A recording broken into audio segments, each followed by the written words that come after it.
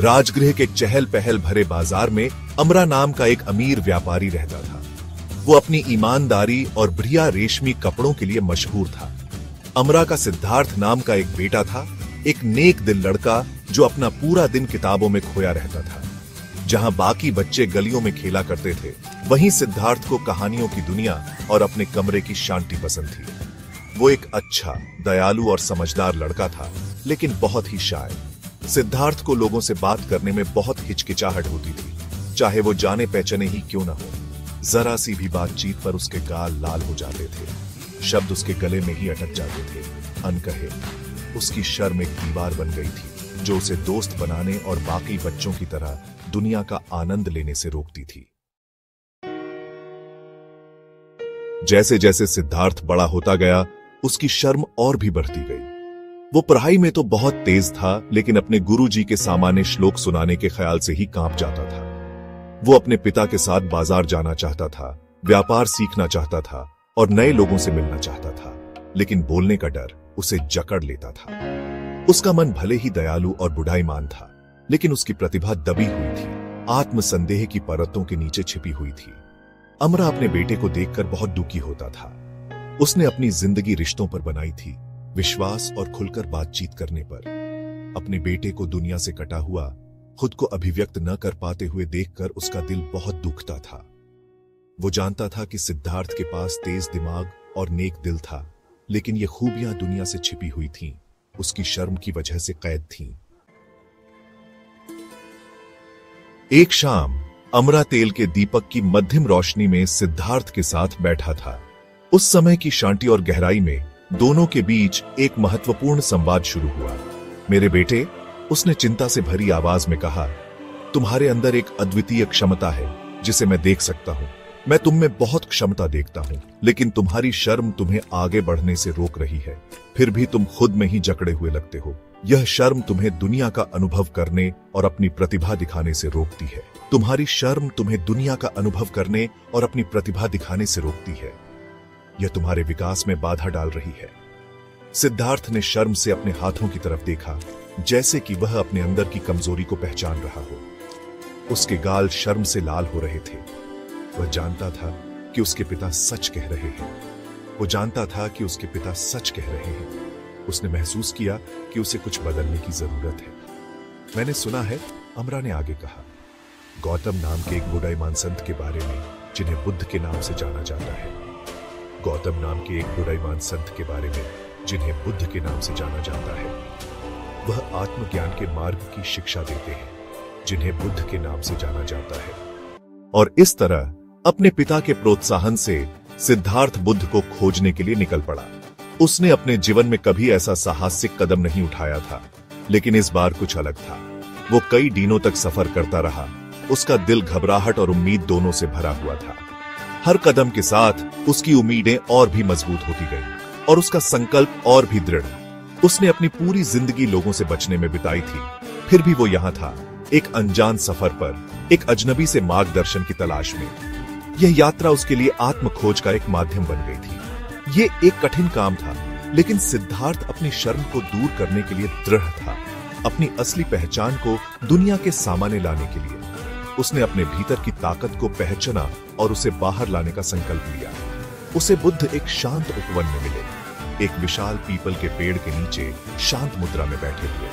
उस दृश्य ने सिद्धार्थ के मन को गहराई से प्रभावित किया। हर वर्ग के लोग उनके आसपास बैठे थे, उनके शब्दों को ध्यान से सुन रहे थे। उनकी उपस्थिति में एक अद्भुत शांति और सामंजस्य था। सिद्धार्थ, जो शुरू में झिझक रहा था, ने अपने ऊपर एक अजीब सी शांति महसूस की। यह शांति उसके भीतर की उथल पुथल को शांत कर रही थी। बुद्ध की उपस्थिति शक्तिशाली और सुखदायक दोनों थी। उनकी आवाज मधुर लेकिन गूंजती हुई थी, जिसमें ज्ञान और करुणा का भार था।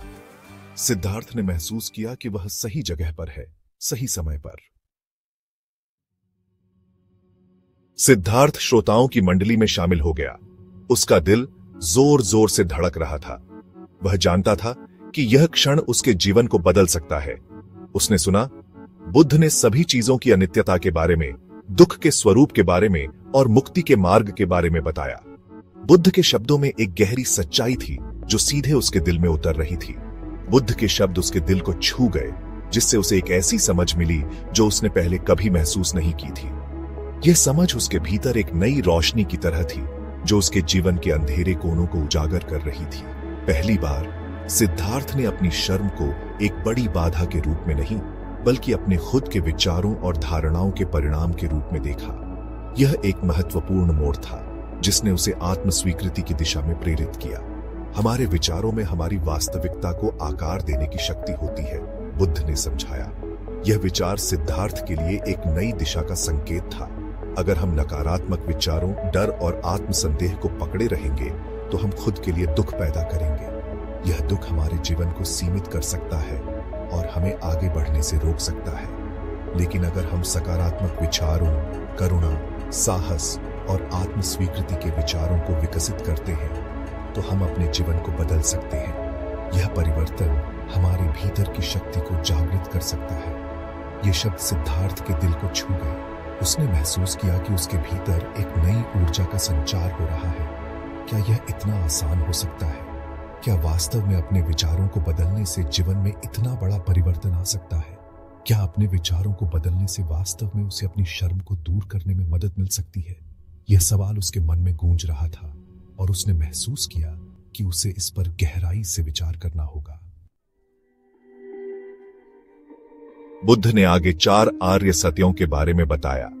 दुख का सत्य, दुख के कारण का सत्य, दुख के अंत का सत्य और दुख के अंत के मार्ग का सात्या।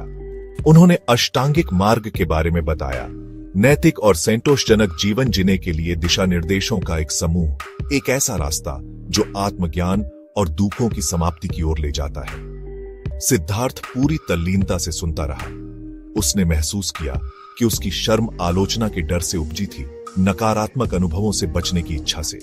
लेकिन बुद्ध ने सिखाया कि दुख जीवन का एक हिस्सा है। इससे बचने की कोशिश करके वो केवल अपने दर्द को लंबा खींच रहा था। उन्होंने सीखा कि सच्ची शांति वर्तमान क्षण को स्वीकार करने से, साहस और करुणा के साथ अपने डर का सामना करने से मिलती है। बुद्ध की शिक्षाओं से प्रेरित होकर सिद्धार्थ ने अपना जीवन बदलने का संकल्प लिया। उसने नियमित रूप से ध्यान करना शुरू कर दिया, अपने मन को वर्तमान क्षण पर केंद्रित करने के लिए प्रशिक्षित किया, अपने विचारों और भावनाओं को बिना किसी निर्णय के देखने के लिए। उसने अपनी नकारात्मक आत्मचर्चा को चुनौती देना सीखा, इसे सकारात्मक प्रतिज्ञान के साथ बदल दिया। उसने बोलने का अभ्यास किया, भले ही उसकी आवाज कांप रही हो, भले ही उसके गाल लाल हो रहे हों। यह एक धीमी प्रक्रिया थी, चुनौतियों और असफलताओं से भरी हुई। ऐसे दिन थे जब उसकी शर्म उसे अपनी चपेट में लेने की धमकी देती थी, जब वो अपने खोल में वापस लौटना चाहता था। लेकिन हर बार उसे बुद्ध की शिक्षाएं याद आती थीं, जो उसे याद दिलाती थीं कि उसके पास अपने विचारों को चुनने की, अपनी वास्तविकता को आकार देने की शक्ति है। और धीरे धीरे धीरे धीरे उसे प्रगति दिखाई देने लगी। नए आत्मविश्वास के साथ सिद्धार्थ एक बदले हुए इंसान के रूप में राजगृह लौट आया। उसने अपने पिता की बाजार में मदद करना शुरू कर दिया। उसकी शुरुआती अजीबता धीरे धीरे एक शांत आत्मविश्वास का रूप लेती गई। उसने ग्राहकों से आंख मिलाई, बातचीत में शामिल हुआ। उसकी आवाज अब कांप नहीं रही थी, बल्कि उसके ज्ञान और ईमानदारी का भार वहन कर रही थी। लोग उसके वास्तविक स्वभाव के प्रति आकर्षित हुए। उसकी शर्म की जगह एक शांत करिश्मा ने ले ली। सिद्धार्थ का परिवर्तन बाजार से परे तक फैल गया। उसने दोस्त बनाना शुरू कर दिया, दूसरों के साथ गहरे स्तर पर जुड़ना शुरू कर दिया। उन्हें शिक्षण का शौक पैदा हुआ। जो कोई भी सुनना चाहता था, उसे बुद्ध के ज्ञान को बांटता था। उसकी शर्म, जो कभी एक बाधा थी, ताकत का स्रोत बन गई थी। आत्म स्वीकृति और दृढ़ता की परिवर्तनकारी शक्ति की याद दिलाती थी। सिद्धार्थ की कहानी मानवीय भावना की शक्ति का प्रमाण है, जो सबसे कठिन चुनौतियों को भी पार कर सकती है। यह हमें सिखाती है कि शर्म किसी भी अन्य बाधा की तरह धैर्य, दृढ़ता और सही मार्गदर्शन से दूर की जा सकती है। बुद्ध की शिक्षाएं, जो करुणा और आत्म जागरूकता में निहित हैं, आंतरिक शांति और व्यक्तिगत विकास के लिए एक कालातीत मार्ग प्रदान करती है। वर्तमान क्षण को अपनाकर नकारात्मक विचारों को चुनौती देकर और साहस और आत्म स्वीकृति जैसे सकारात्मक गुणों को विकसित करके हम आत्मसंदेह के बंधनों से मुक्त हो सकते हैं और उद्देश्य, जुड़ाव और आनंद से भरा जीवन जी सकते हैं। सिद्धार्थ की तरह हम सभी में अपने जीवन को बदलने की क्षमता है, अपनी आंतरिक रोशनी को तेज चमकने देने की, अपने आसपास की दुनिया को रोशन करने की। एक जवान लड़का कांप रहा था। उसके चेहरे पर डर साफ झलक रहा था, जैसे उसने किसी भयानक चीज का सामना किया हो। काम नामुमकिन सा लग रहा था। उसे ऐसा लग रहा था कि वह इस चुनौती को कभी पार नहीं कर पाएगा। उसे छोटे बच्चों को पढ़ाना था। यह काम उसके लिए बहुत महत्वपूर्ण था, लेकिन वह खुद को कमजोर महसूस कर रहा था। लेकिन डर से उसकी आवाज ही नहीं निकल रही थी। वह बोलने की कोशिश करता, लेकिन शब्द उसके गले में ही अटक जाते। वो हमेशा से ही बोलने से डरता था। यह डर उसके जीवन का हिस्सा बन गया था और उसने कभी इसका सामना नहीं किया था। क्या होगा अगर वो फेल हो गया?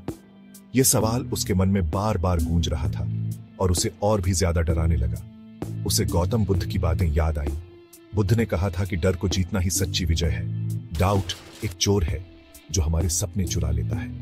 यह विचार उसके मन में गूंजने लगा। उसने एक गहरी सांस ली और शुरू किया। पहले तो उसकी आवाज कांपी। बच्चों ने उसका घबराहट देखकर गिगल किया। उसे बुद्ध की सलाह याद आई, अपनी स्ट्रेंथ्स पर ध्यान दो। उसे पानी के बारे में पता था, ये उसका पैशन था। उसने पानी के गुणों के बारे में, उसकी जीवनदायिनी शक्ति के बारे में बताना शुरू किया। बच्चे उसके ज्ञान से फैसिनेटेड होकर ध्यान से सुनने लगे। हर सेंटेंस के साथ उसका कॉन्फिडेंस बढ़ता गया। उसने अपनी आवाज पाली थी। गौतम बुद्ध प्यार से मुस्कुराए। देखो, उन्होंने कहा, डर को अपने दिल से निकाल दो। डर एक्शन से गायब हो जाता है। जब हम अपने डर का सामना करते हैं तो वह धीरे धीरे कम हो जाता है। अगली चुनौती और भी बड़ी थी। यह चुनौती सिर्फ बाहरी नहीं बल्कि आंतरिक भी थी। जवान लड़के को अपने पिता का सामना करना था। यह सामना सिर्फ शारीरिक नहीं बल्कि मानसिक भी था। वो हमेशा से उनकी अप्रूवल चाहता था। उसके दिल में एक गहरी इच्छा थी कि उसके पिता उसे स्वीकार करें, लेकिन उसके पिता स्ट्रेंथ को वैल्यू देते थे, नॉलेज को नहीं। उनके लिए ताकत ही सब कुछ थी। वो अपने पिता के कमरे में गया, दिल में हिम्मत और आंखों में डिटर्मिनेशन के साथ। डर उसे घेरने की कोशिश कर रहा था, लेकिन उसने अपने दिल को मजबूत किया। उसने पानी के बारे में बात की, यह बताते हुए कि पानी की तरह हमें भी लचीला होना चाहिए। उसकी आवाज स्ट्रांग और क्लियर थी। उसके पिता ने सुना और पहली बार उसे समझा। उनकी आंखों में प्राइड की एक झलक थी। यह एक ऐसा पल था जिसे वह कभी नहीं भूलेगा। जवान लड़के ने अपने सबसे बड़े डर का सामना कर लिया था। यह उसकी सबसे बड़ी जीत थी। गौतम बुद्ध ने सहमति में सर हिलाया। उनके चेहरे पर एक शांत मुस्कान थी, जैसे वे जानते थे कि यह ज्ञान कितना महत्वपूर्ण है। तुमने की ढूंढ ली है, उन्होंने कहा।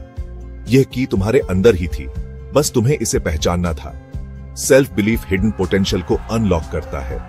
यह तुम्हें वो शक्ति देता है जो तुम्हें अपने सपनों को पूरा करने में मदद करती है। जवान लड़के को बुद्ध के शब्दों की सच्चाई समझ आ गई। उसने महसूस किया कि असली शक्ति उसके अंदर ही थी। उसने अपनी आवाज नहीं ढूंढी थी। उसने अपने अंदर की आवाज को सुना था, जो उसे सही दिशा दिखा रही थी। उसने अपनी स्ट्रेंथ ढूंढी थी। यह स्ट्रेंथ उसे हर मुश्किल का सामना करने की हिम्मत दे रही थी। किसी भी ऑब्स्टिकल को पार करने की स्ट्रेंथ। यह स्ट्रेंथ उसे हर चुनौती को पार करने में मदद कर रही थी। उसने हर चैलेंज को एक्सेप्ट करने की कसम खाई। उसने ठान लिया था कि वह कभी हार नहीं मानेगा। उसने अपने अंदर की पावर को खोज लिया था, सेल्फ कॉन्फिडेंस की पावर। यह आत्मविश्वास उसे हर कदम पर आगे बढ़ा रहा था और वो पूरे कॉन्फिडेंस के साथ जानता था कि वो जो चाहे वो अचीव कर सकता है। यह आत्मविश्वास उसे उसकी मंजिल तक पहुंचा रहा था।